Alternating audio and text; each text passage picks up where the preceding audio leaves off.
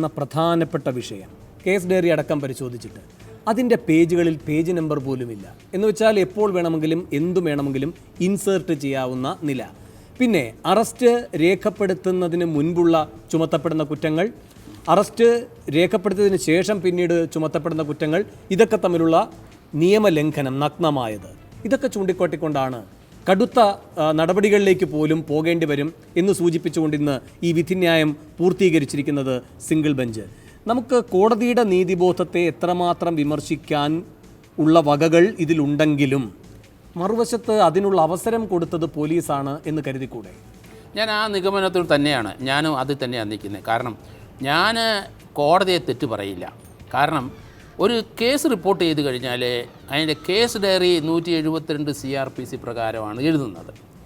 അതിനകത്ത് ഒരു അന്വേഷണ ഉദ്യോഗസ്ഥൻ ദൈനംദിനം കേസ് ഡയറി എഴുതുകയാണ്. എഴുതുമ്പം എത്ര മണിക്കാണ് അന്വേഷണം തുടങ്ങുന്ന സമയം എഴുതും, എത്ര മണിക്ക് തീർന്നു, എത്ര സാക്ഷികളെ അന്നത്തെ ദിവസം ചോദ്യം ചെയ്തു, അവരുടെ സ്റ്റേറ്റ്മെൻറ്റ് എഴുതും. അതിൻ്റെ കണ്ടൻസ് ചുരുക്കം ആ കേസ് ഡയറിയിൽ എഴുതും. തെറ്റായ വിവരമാണ് പറഞ്ഞെങ്കിൽ ആ അന്വേഷണ ഉദ്യോഗസ്ഥൻ്റെ നിഗമനം, അത് അന്വേഷിച്ചിട്ട് അത് തെറ്റാണോ ശരിയാണോ എന്ന് കണ്ടെത്തുന്ന വിവരം, ഇതെല്ലാം കേസ് ഡയറി എഴുതും. ഒരു പോലീസ് ഉദ്യോഗസ്ഥൻ്റെ മനസ്സിൽ കൂടെ പോകുന്ന കാര്യങ്ങളെല്ലാം ഈ കേസ് ഡയറിയിലുണ്ട്.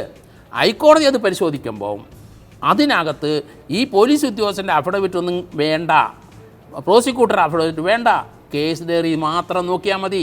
ആ കേസിൻ്റെ പോക്ക് എങ്ങനെയാണ്, അതിൻ്റെ പൾസ് എങ്ങനെയാണ് എന്ന് കൃത്യമായിട്ട് കോടതിക്കും അറിയാം. ഈ ഡയറി നോക്കാം, ഇത് പ്രിവിലേജ് ഡോക്യുമെൻ്റാണ്. ഈ ഡയറി നോക്കാനായിട്ട് പ്രതിഭാഗത്തിനോ സാക്ഷികൾക്കോ ഒന്നും അവകാശമില്ല, കോടതിക്ക് മാത്രമേ ഉള്ളൂ, പ്രതിഭാഗം വക്കീലിനുമില്ല. ഇതാണ് ഒരു കേസ് ഡയറിയുടെ നിലവാരം. അപ്പോൾ അങ്ങനെയുള്ള കേസ് ഡയറി കോടതി അത് മാത്രമേ നോക്കുകയുള്ളൂ. ഇതിനകത്ത് അടിസ്ഥാനപരമായി ആദ്യം മുതലേ ജിഷ്ണു പ്രണോയിയുടെ കേസിൻ്റെ അവിടെ മുതലേ പോലീസിന് തെറ്റി. അതൊരു സത്യസന്ധമായിട്ട് ആ കേസ്. മറിച്ചൊരു ചോദ്യം അങ്ങോട്ട് ചോദിച്ചോട്ടെ, അതിനങ്ങ് സത്യസന്ധമായ മറുപടി പറയാം. അതായത് ഈ കാര്യത്തിൽ ഇപ്പോൾ ക്രൈംബ്രാഞ്ച് DYSPക്കും പിഴവ് പറ്റിയെന്ന് കോടതി പറയുന്നുണ്ടല്ലോ. എന്ന് വെച്ചാൽ അറസ്റ്റിന് മുൻപ് നോട്ടീസ് കൊടുക്കുമ്പോൾ പറയുന്ന വകുപ്പുകളല്ല പിന്നീട് ചേർക്കുന്നത്. അതെ അതെ. ഇപ്പോൾ മുൻകൂട്ടി അതെല്ലാം കൃത്യമായി രേഖപ്പെടുത്തിയ കേസ് ഡയറിയിൽ എന്നിരിക്കട്ടെ, എന്നിട്ട് കോടതിയെ ഈ വിവരങ്ങൾ അതിൻ്റെ വിശദാംശങ്ങളോടെ അറിയിച്ചു എന്നും ഇരിക്കട്ടെ, അറസ്റ്റിന് മുൻപ് ഇത് ലീക്കാകുമെന്ന് താങ്കൾ കരുതുന്നില്ലേ? അതിൻ്റെ പഴുതുപയോഗിച്ച് കൃഷ്ണദാസ് രക്ഷപ്പെടുമെന്ന് കരുതിക്കൂടെ? അങ്ങനെ വരുമ്പോൾ ഇത്രയും സ്വാധീനമുള്ളയാൾ, ഇത്രമാത്രം തെളിവുകൾ നശിപ്പിക്കാൻ കഴിയുന്നയാൾ, താൻ മുൻകൂർ ജാമ്യം നേടി മറ്റു മുൻകൂർ ജാമ്യം കിട്ടാത്ത ആളുകളെ മുഴുവൻ കൃത്യമായി നിയമത്തിൻ്റെ വലക്കണ്ണികൾ മുറിച്ച് കൃത്യമായി എവിടെയെങ്കിലുമൊക്കെ താവളങ്ങളിൽ സുരക്ഷിതമായി നിർത്താൻ കഴിയുന്നയാൾ, അങ്ങനെ ഒരാളെ പിടിക്കാൻ ഇങ്ങനൊരു പഴുത് താങ്കൾ ഉപയോഗിക്കില്ലേ? ഇല്ല, ചെയ്യത്തില്ല. കേസ് ഡയറി ഒരിക്കലും ചെയ്യത്തില്ല, ഞാൻ ചെയ്യില്ല. കേസ് ഡയറിയിൽ മഹാപാതകമൊന്നും ഇല്ല, അതല്ല, അങ്ങനെയല്ല. ഈ കോടതി ഇപ്പോൾ നിരീക്ഷിച്ച ഒരു കാര്യമുണ്ട്. കേസ് ഡയറിക്കകത്ത് വരാത്ത കുറ്റങ്ങൾ വരാത്ത വകുപ്പുകൾ അതിനകത്ത് കണ്ടു കോടതി. അതാണ് കോടതി പിടിച്ചത്. കോടതി, ഞാൻ ഒരു കാര്യം പറയാം, അഡ്വക്കേറ്റ് ജയശങ്കർ അദ്ദേഹം ചില കാര്യങ്ങൾ പറഞ്ഞു. കോടതിക്ക് അതിനേക്കാൾ സങ്കടം വരുന്നത് മുൻകൂട്ടി ഇത് അറിയിച്ചില്ല എന്നുള്ളതാണ്. അല്ലല്ല, കേസ് ഡയറിക്കകത്ത് പാകപ്പിഴ ഉണ്ടെന്ന് കോടതി കണ്ടെത്തി. കാരണം അദ്ദേഹത്തിൻ്റെ സ്റ്റേറ്റ്മെൻറ്റിനകത്ത് പറയാത്ത ചില കാര്യങ്ങൾ പുതിയ വകുപ്പുടെ കൂടി ചേർത്തു. ഇത് ഒരു വശമാണ്. ശ്രീ ജോർജ് ജോസഫ്, അവിടെ ഒരു പ്രശ്നമുണ്ട്, ഞാൻ അതിലേക്ക് വരാം. അഡ്വക്കേറ്റ് ജയശങ്കർ, ഇവിടെ പലപ്പോഴും കോടതികൾ പിഴവുകൾ ഉണ്ടാക്കുന്നത് പോലീസാണ് എന്ന് മനസ്സിലാക്കിക്കൊണ്ട്, പോലീസ് പ്രതിയുടെ താല്പര്യമാണ് സംരക്ഷിക്കുന്നത് എന്ന് മനസ്സിലാക്കിക്കൊണ്ട് തിരുത്തൽ ശക്തിയായി പ്രവർത്തിക്കാറുണ്ട്. ഇപ്പോൾ ഹൈക്കോടതിയുമായി താരതമ്യം ചെയ്യാൻ കഴിയില്ല എങ്കിലും CBIയുടെ ഒരു വിചാരണ കോടതി, പ്രത്യേക കോടതി, അഭയ കേസിൽ എത്ര തവണയാണ് CBIയുടെ ഓരോ ഘട്ടത്തിലുമുള്ള ക്ലോഷർ റിപ്പോർട്ടുകൾ തള്ളിക്കൊണ്ട് പോയി അന്വേഷിക്കൂ എന്ന് പറയുന്നത്. ഇപ്പോൾ വിചാരണ കോടതിയുടെ സ്വഭാവത്തിലല്ല ഹൈക്കോടതി പ്രവർത്തിക്കുന്നത്, ആ രൂപത്തിൽ പറയേണ്ടതുമില്ല. എങ്കിൽ പോലും കോടതിക്കറിയാമല്ലോ പിഴവുകൾ പ്രാഥമിക ഘട്ടത്തിൽ സംഭവിച്ചിരിക്കുന്നു. 2 കേസും കേട്ടത് ഒരേ ബെഞ്ചാണല്ലോ. ജിഷ്ണുവിൻ്റെ കാര്യത്തിലും ഇത് തന്നെ സംഭവിച്ചിരിക്കുന്നു. ഇപ്പോൾ ഷഹീറിൻ്റെ കാര്യത്തിലും ഇത് തന്നെ സംഭവിച്ചിരിക്കുന്നു. ഒരേ പോലീസ് സ്റ്റേഷനിൽ തന്നെയാണ് ഈ കൃത്രിമം മുഴുവൻ നടന്നിരിക്കുന്നത്. അതിൻ്റെ പരിക്കുകൾ പരിഹരിച്ചു കൊണ്ടുവരികയാണ് തുടർന്ന് അന്വേഷണം ഉത്തരവാദിത്തോടെ ഏറ്റെടുത്തിരിക്കുന്ന സംഘം.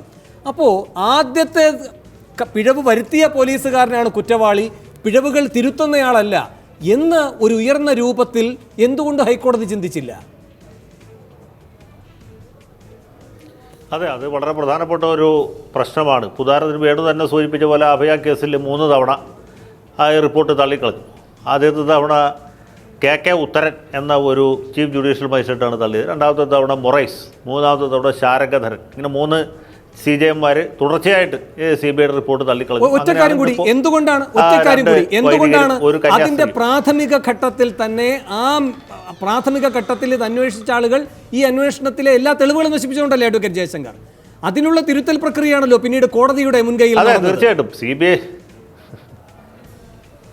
CBI വളരെ ശുഷ്കാന്തിയോടുകൂടി അന്വേഷിച്ചു. ആദ്യത്തെ തവണ CBIക്കാർ ഇത് ആത്മഹത്യ അല്ല എന്ന് കണ്ടെത്തി. പക്ഷേ പ്രതികൾ ആരാണെന്ന് മനസ്സിലായില്ല.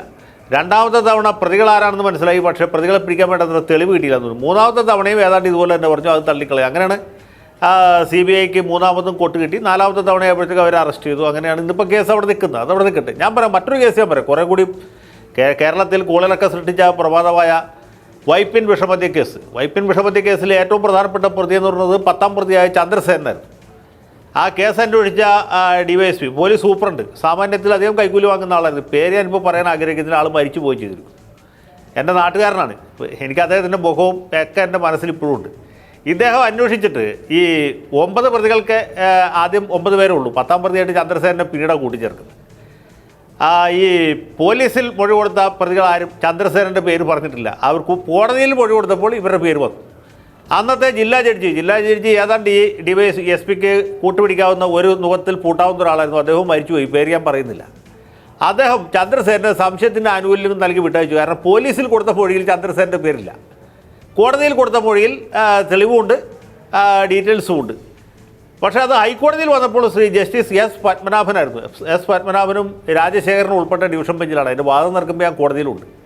രാം ജത്മലാനിയാണ് ചന്ദ്രസേനന് വേണ്ടി വാദിച്ചത്.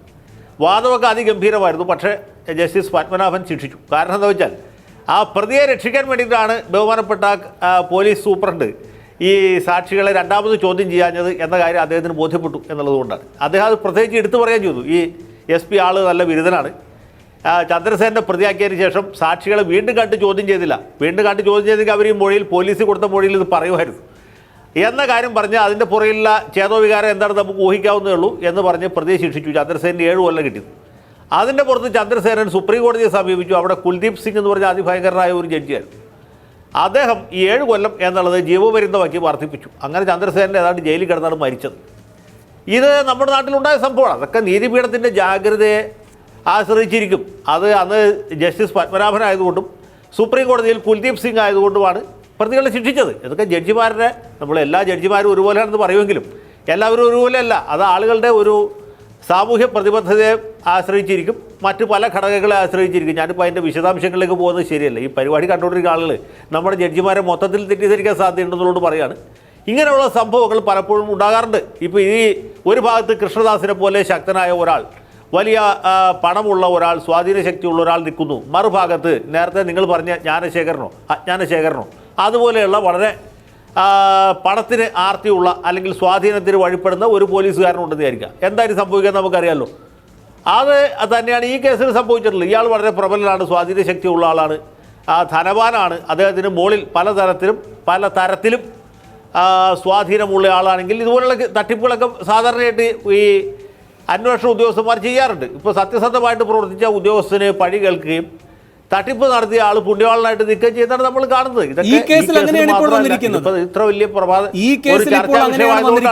എന്തുകൊണ്ട് അങ്ങനെ സംഭവിക്കുന്നു? എന്തുകൊണ്ട് ജ്ഞാനശേഖരനെതിരെ സർക്കാർ നടപടിയെടുക്കുമ്പോൾ സർക്കാർ സ്റ്റേറ്റ് അറ്റോർണി എന്ന നിലയിൽ ഹൈക്കോടതിയോട് ഈ കാര്യങ്ങൾ വെറുതെ പറയുക മാത്രമല്ല, അതിൽ കഴമ്പുണ്ടെന്ന് പിറ്റേ ദിവസം ബോധ്യപ്പെടുത്തുകയുമാണ്? സസ്പെൻഷനാണ് ജ്ഞാനശേഖരൻ. ഫ്രാൻസിസ് ഷെൽബി കൃത്യമായ കാര്യങ്ങൾ മുന്നോട്ട് കൊണ്ടുപോകുന്ന ഉദ്യോഗസ്ഥനാണ്. എന്നിട്ട് അദ്ദേഹത്തിനെതിരെയാണ് സ്ട്രിക്ചേഴ്സ് പാസ്സായിരിക്കുന്നത് ഈ ജഡ്ജ്മെന്റിൽ.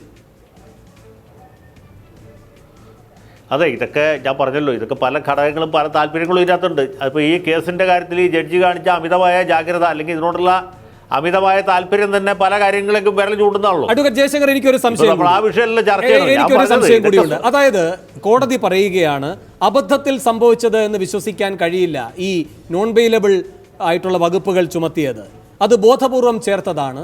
അതുപോലെ തന്നെ 7 വർഷം ശിക്ഷ കിട്ടുന്നതിൽ 7 വർഷത്തിൽ താഴെയാണ് ശിക്ഷ കിട്ടുന്ന വകുപ്പുകൾ ചുമത്തുന്നത് എങ്കിൽ ഉടനടി തന്നെ അറസ്റ്റ് എന്ന് പറയുന്നത് സുപ്രീം കോടതിയുടെ നിർദ്ദേശങ്ങൾക്ക് വിരുദ്ധമാണ്. ഇങ്ങനെയൊക്കെ എല്ലാ തരത്തിലുള്ള ഭരണഘടനാ അവകാശങ്ങളെപ്പറ്റിയും ജാഗരൂകനാകുന്ന